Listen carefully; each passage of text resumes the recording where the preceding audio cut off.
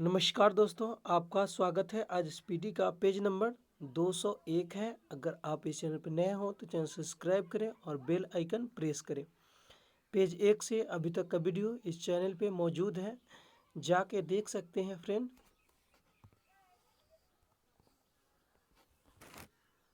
First question, मुद्रा आपूर्ति की सर्वाधिक तरल माप है M1। मुद्रा आपूर्ति की सर्वाधिक तरल माप क्या है? M1 है। मुद्रापूर्ति में विस्तृत मुद्रा कहलाता है M3। मुद्रापूर्ति में विस्तृत मुद्रा कहलाता है M3। भारत का सबसे अधिक विदेशी मुद्रा व्यय होता है कच्चा तेल के आयात पर। भारत का सबसे अधिक विदेशी मुद्रा व्यय होता है, मतलब खर्च होता है किस पे? कच्चा तेल के आयात पर। भारतीय निर्यात का सबसे महत्वपूर्ण मद है पेट्रोलियम उत्पाद। भारतीय निर्यात का सबसे महत्वपूर्ण मद क्या है? पेट्रोलियम उत्पाद है। भारत सर्वाधिक आयात करता है तेल एवं पेट्रोलियम पदार्थ का। भारत जो है सर्वाधिक आयात करता है तेल एवं पेट्रोलियम का। भारत में मौद्रिक व्यवस्था की इकाई क्या है? रुपया है। भारत में मौद्रिक व्यवस्था की इकाई क्या है? रुपया है।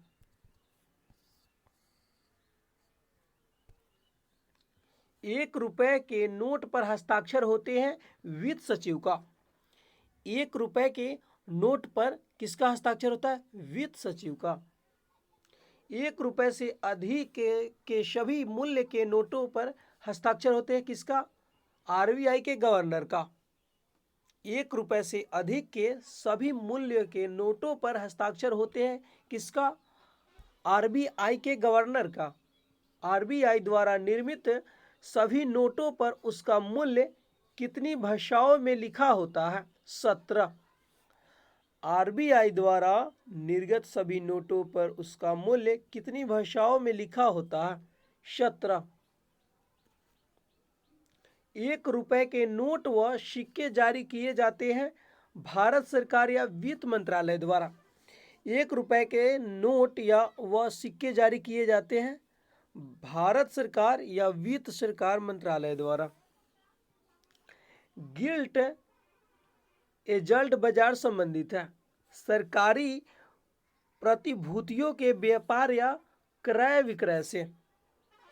गिल्ट एजल्ट बाजार संबंधित है सरकारी प्रतिभूतियों के व्यापार से या क्रय विक्रय से।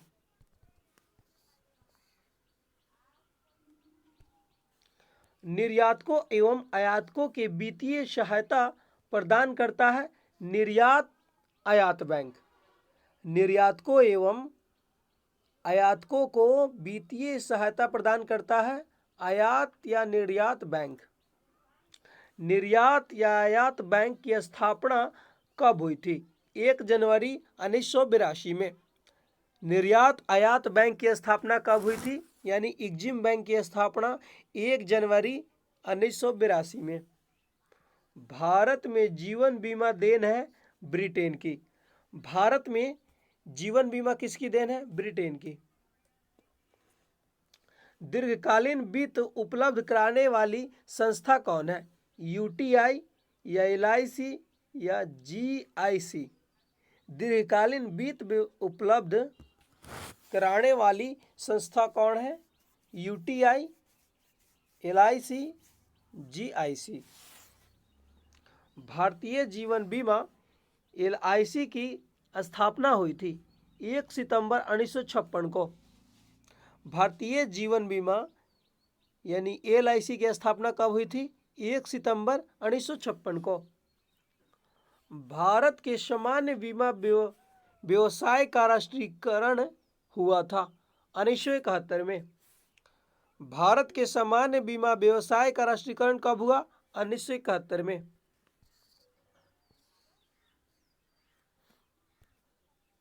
सामान्य बीमा निगम यानी GIC की स्थापना कब हुई? 1972 में। सामान्य बीमा निगम की स्थापना कब हुई? 1972 में। बीमा क्षेत्र का नियमन करती है IRDA का। बीमा क्षेत्र का नियमन करती है किसका? IRDA का।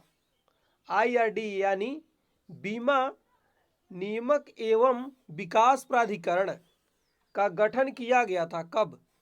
19 अप्रैल 2000 को। IRDA का गठन कब किया गया? 19 अप्रैल 2000 को मल्होत्रा समिति के सिफारिश पे। सबसे बड़ा म्यूचुअल फंड संगठन है UTI। सबसे बड़ा म्यूचुअल फंड संगठन क्या है? UTI है। भारतीय यूनिट ट्रस्ट की स्थापना हुई थी 1 फरवरी 1964 को। मुख्यालय मुंबई में है। भारतीय यूनिट ट्रस्ट यानी UTI की स्थापना कब हुई? 1 फरवरी 1964 को। और इसका मुख्यालय कहाँ है UTI का? मुंबई में। भारत का पहला म्यूचुअल फंड US 64 है। भारत का पहला म्यूचुअल फंड क्या है? US 64।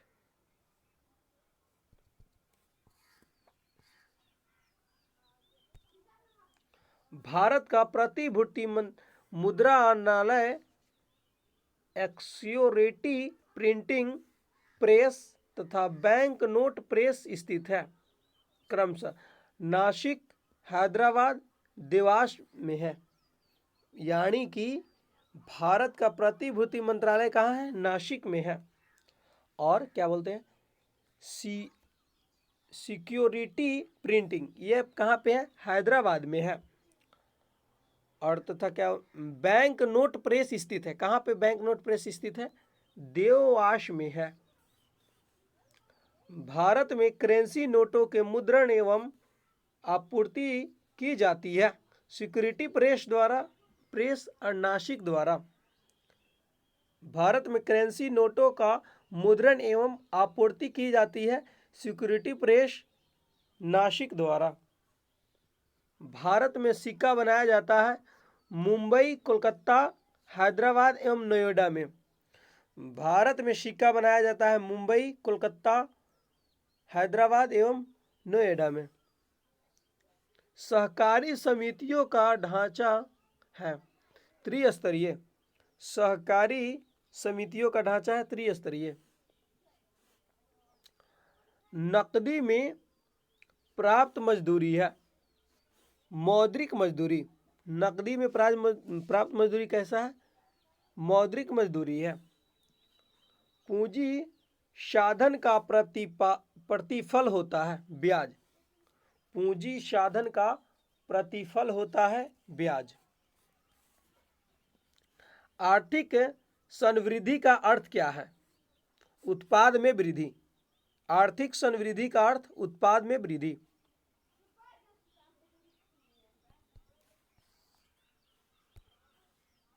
रिजर्व बैंक की स्थापना कब हुई थी? 1 अप्रैल 1935 को हिल्टन यंग आयोग की सिफारिश पर। रिजर्व बैंक की स्थापना 1 अप्रैल 1935 को हिल्टन यंग आयोग की सिफारिश पर। नेक्स्ट,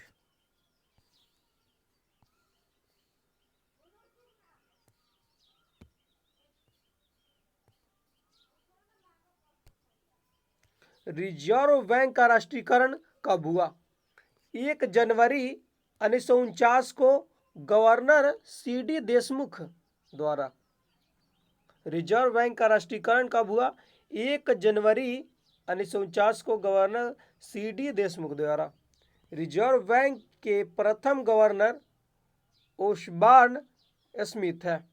रिजर्व बैंक के प्रथम गवर्नर कौन है? Osborne Smith.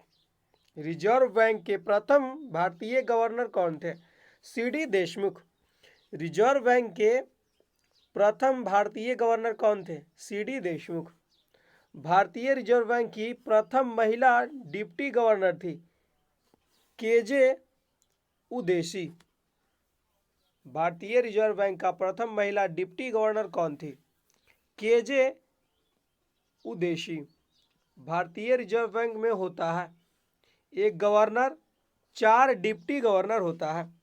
भारतीय रिजर्व बैंक में होते हैं एक गवर्नर तथा 4 डिप्टी गवर्नर होते हैं।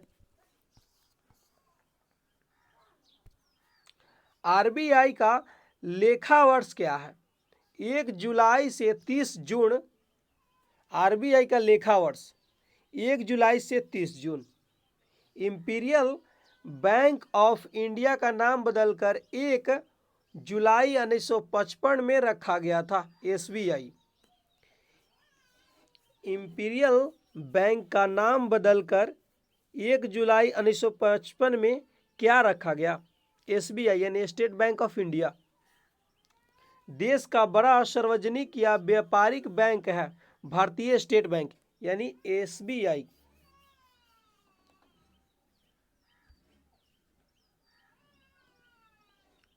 देश का बड़ा सार्वजनिक या व्यावसायिक बैंक है भारतीय स्टेट बैंक एसबीआई। एसबीआई की स्थापना 1 जुलाई 1955 में हुई गोड़वाला समिति के संस्तुति पर। एसबीआई की स्थापना कब हुई? 1 जुलाई 1955 में गोड़वाला समिति के संस्तुति पर। सर्वप्रथम 14 प्रमुख बैंकों का राष्ट्रीयकरण किया गया था 19 जुलाई 1969 को। सर्वप्रथम 14 प्रमुख बैंकों का राष्ट्रीयकरण किया गया 19 जुलाई 1969 को।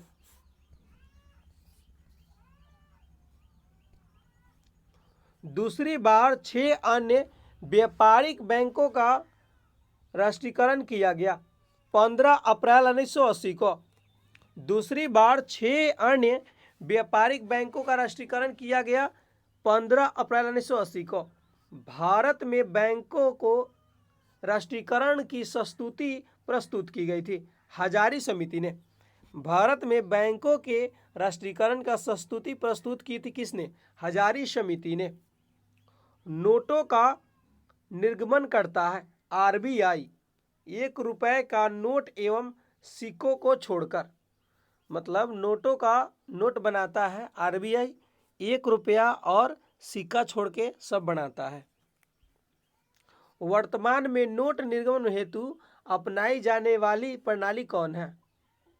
न्यूनतम कोष प्रणाली है। वर्तमान में नोट निर्गमन हेतु अपनाई जाने वाली प्रणाली कौन है? न्यूनतम कोष प्रणाली है। नोट निर्गमन की न्यूनतम कोष प्रणाली अपनाया गया था अक्टूबर 1956 में। नोट निर्गमन की न्यूनतम कोष प्रणाली कब अपनाया गया? अक्टूबर 1956 में।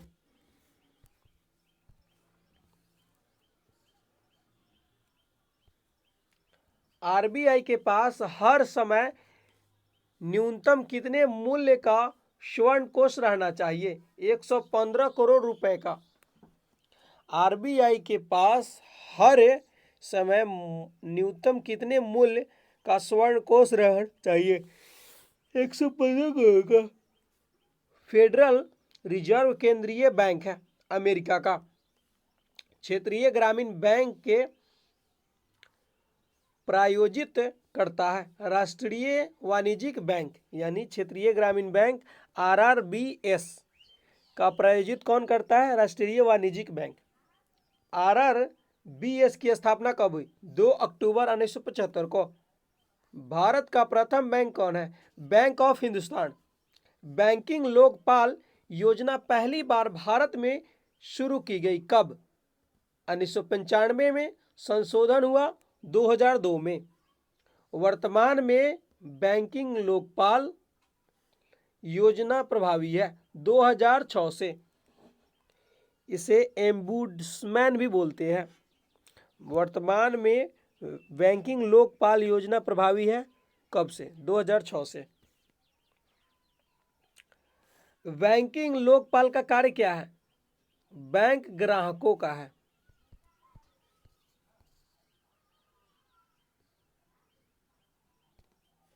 बैंकिंग लोकपाल का कार्य क्या है? बैंक ग्राहकों को बैंक द्वारा प्रदान की जाने वाली सेवाओं से संबंधित शिकायतों का समाधान करना है। किसान क्रेडिट कार्ड योजना प्रारंभ कब हुआ? 1998 में हुआ। किसान क्रेडिट कार्ड योजना प्रारंभ हुआ 1998 में। भारत में एटीएम सेवा शुरू करने वाला पहला बैंक कौन है? HSBC 1987 में। भारत में एटीएम शुरू करने वाला पहला बैंक कौन है? HSBC 1987 में। देश का प्रथम तैरता एटीएम स्थापित किया गया कोचीन में, जो SBI द्वारा। देश का प्रथम तैरता हुआ एटीएम स्थापित किया गया कोची में SBI द्वारा। केंद्रीय बैंकिंग जांच समिति की स्थापना हुई थी कब? 1931 में। नरसिंहम समिति संबंधित है बैंकिंग संरचना सुधार से।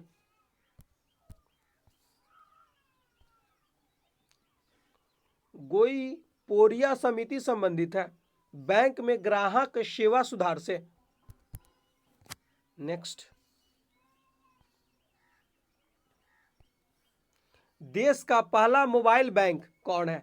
लक्ष्मी वाहिनी बैंक मध्य प्रदेश में है। देश का पहला मोबाइल बैंक कौन है? लक्ष्मी वाहिनी बैंक, जो मध्य प्रदेश में था। UTI बैंक वर्तमान नाम क्या है? एक्सिस बैंक है। 30 जुलाई 2007 से बना। UTI बैंक का वर्तमान नाम क्या है? Axis bank. 30 जुलाई यानी 2007 से। भारतीय औद्योगिक विकास बैंक यानी IDBI की स्थापना की गई थी कब? 1 फरवरी 1964 को। भारतीय औद्योगिक विकास बैंक की स्थापना कब की गई? 1 फरवरी 1964 को।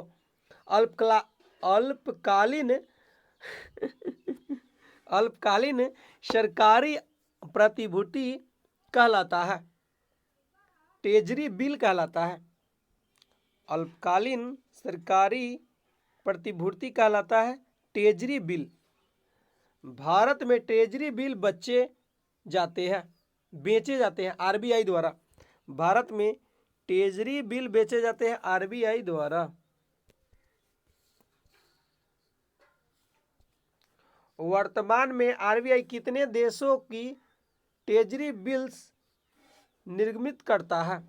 91 एवं 364 दिन में। वर्तमान में RBI कितने दिनों की ट्रेजरी बिल्स निर्गमन करता है? 91 एवं 364 दिन में। ट्रेजरी बिल्स की न्यूनतम राशि होती है 25,000 रुपया तथा इसी गुणक में।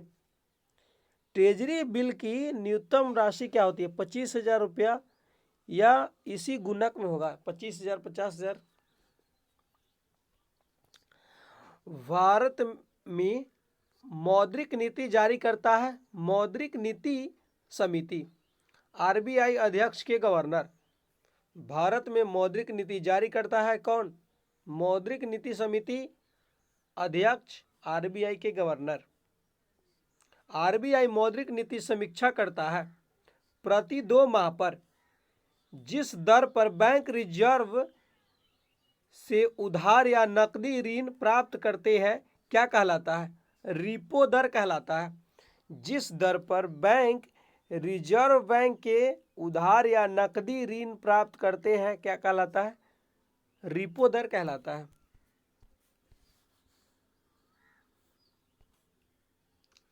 वह दर जिस पर RBI अन्य बैंकों के ऋण लेती है क्या कहलाता है?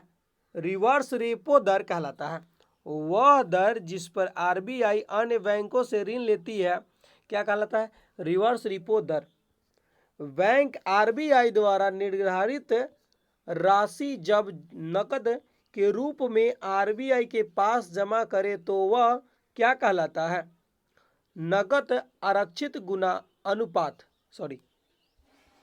RBI द्वारा निर्धारित राशि को जब नकद के रूप में RBI के पास जमा करे तो वह क्या कहलाता है?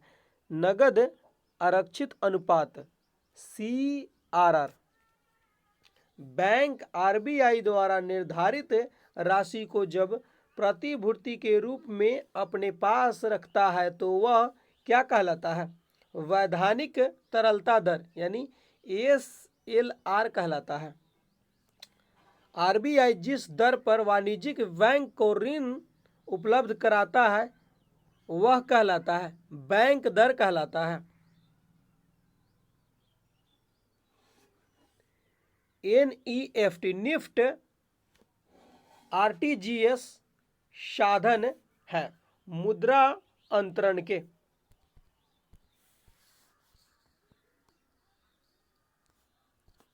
निफ्ट का पूर्ण रूप क्या है? National electronic fund transfer. RTGS का पूर्ण रूप क्या है? Real time gross settlement.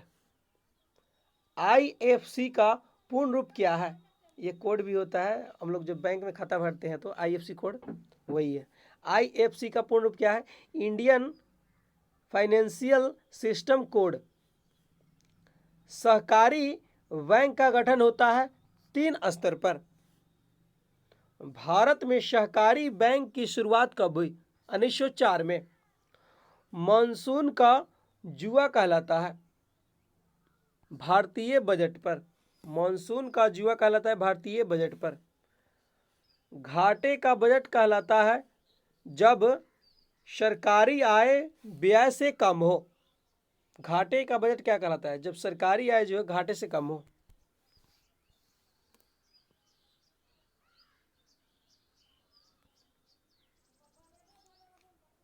घाटे का बजट क्या कहलाता है? जब सरकारी आय व्यय से कम हो। शून्य आधारित बजट का अर्थ क्या है? हर बार बिल्कुल नए सिरे से बजट तैयार करना। शून्य आधारित बजट देन है अमेरिका की। भारत के शून्य आधारित बजट के किस वर्ष से वार्षिक बजट में अपनाया गया? 1987 से 88 में। मतलब भारत में शून्य बजट को किस वर्ष वार्षिक बजट में अपनाया गया? 1987 से 88 में। कुल व्यय और कुल प्राप्तियों के बीच का अंतर कहलाता है बजटीय घाटा। विग पुश सिद्धांत दिया था किसने? रॉडन ने। उपभोक्ता संरक्षण अधिनियम कब पारित किया गया था? वर्ष 1986 में। उपभोक्ता संरक्षण अधिनियम कोपड़ा कब पारित किया गया? वर्ष 1986 में। उपभोक्ता के बचत का सिद्धांत दिया गया अल्फ्रेड मार्शल ने। उपभोक्ता के बचत का सिद्धांत किसने दिया था? अल्फ्रेड मार्शल ने। पूंजी बाजार के आशय है शेयर बाजार से। पूंजी बाजार का आशय किससे है? शेयर बाजार से है।